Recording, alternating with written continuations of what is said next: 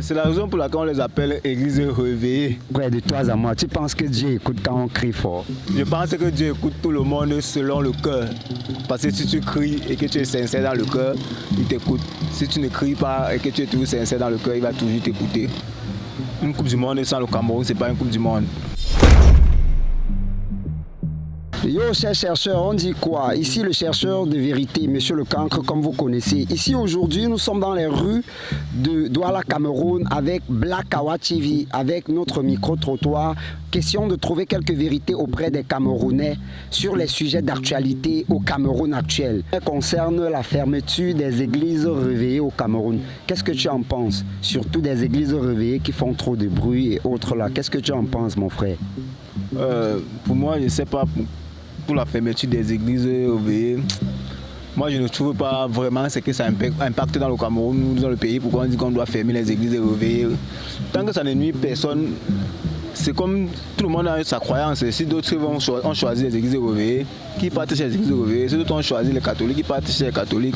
Mais chacun a sa façon de prier son Dieu. Donc je ne vois pas pourquoi on va fermer une autre religion et laisser une autre religion.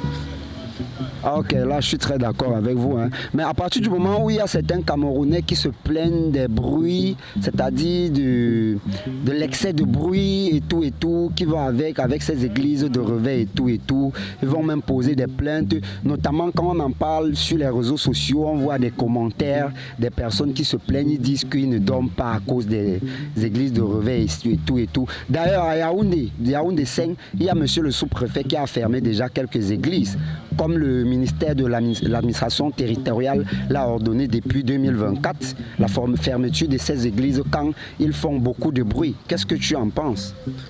Bon, généralement, pour les bruits, ils peuvent chercher une heure.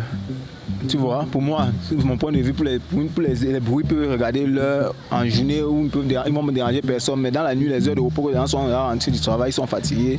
Ce n'est pas évident qu'ils font les bruits. Là, le sous-préfet et le gouvernement a raison sur toute la ligne là-bas. Mais fermer, ce n'est pas une solution. Oui, c'est pas une solution radicale. On essaye de trouver comment faire pour que ça ne nuise personne, pour que les autres ne se plaignent pas. Puisqu'il y a certains gens que si tu coupes que leur tête, il va te dire que c'est l'église réveillée. Comme certains, si tu coupes que ça, il va dire que c'est catholique. Donnons donc à chacun sa part. Bon, que penses-tu par exemple? Parce que puisqu'on parle de nuisances sonores en termes de religion, église et tout, on voit beaucoup plus les églises réveillées. Que penses-tu par exemple si eux peut-être ils essayaient de se recadrer, c'est-à-dire faire un peu comme les églises protestantes, catholiques, Jéhovah qui font peu de bruit? Qu'est-ce que tu en penses? C'est la raison pour laquelle on les appelle églises réveillées. C'est leur modèle à eux. C'est leur style à eux. Donc pour eux, de prière, c'est dans les bruits, c'est leur façon de prier. Mon frère, de toi à moi, tu penses que Dieu écoute quand on crie fort? Pour cette question, je pense que Dieu écoute tout le monde selon le cœur. Parce que si tu cries et que tu es sincère dans le cœur, il t'écoute. Si tu ne cries pas et que tu es toujours sincère dans le cœur, il va toujours t'écouter. Donc tu conviens donc avec moi que si la loi ou le Cameroun ou les Camerounais sont dérangés avec la nuisance sonore, il faudrait donc qu'ils choisissent la méthode non bruitif, donc qui ne produit pas de bruit, qui ne nuit pas. Alors merci. À côté, nous avions aussi d'autres sujets dont on pouvait te parler. Nous voyons que tu es un jeune Camerounais. Je suis certain que tu es intéressé par l'activité footballistique du pays et tout. C'est vrai que c'est un événement un peu lointain, mais j'aimerais quand même te poser une question à propos.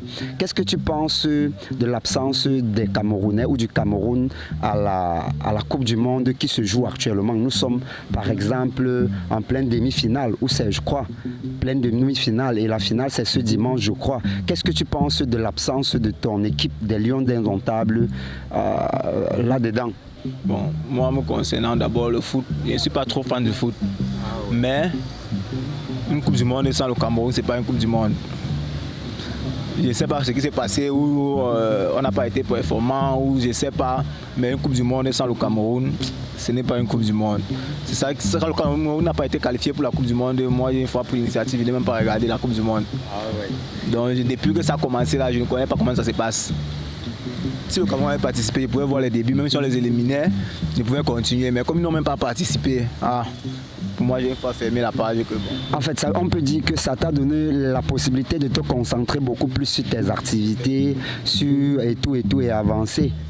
Effectivement. On peut donc dire que certaines personnes qui pensent que Samuel Eto'o a mal fait son travail en ne parvenant pas à porter le Cameroun, les Lions indomptables en Coupe du Monde, ça veut dire qu'il a plutôt fait un bon travail de ce côté alors.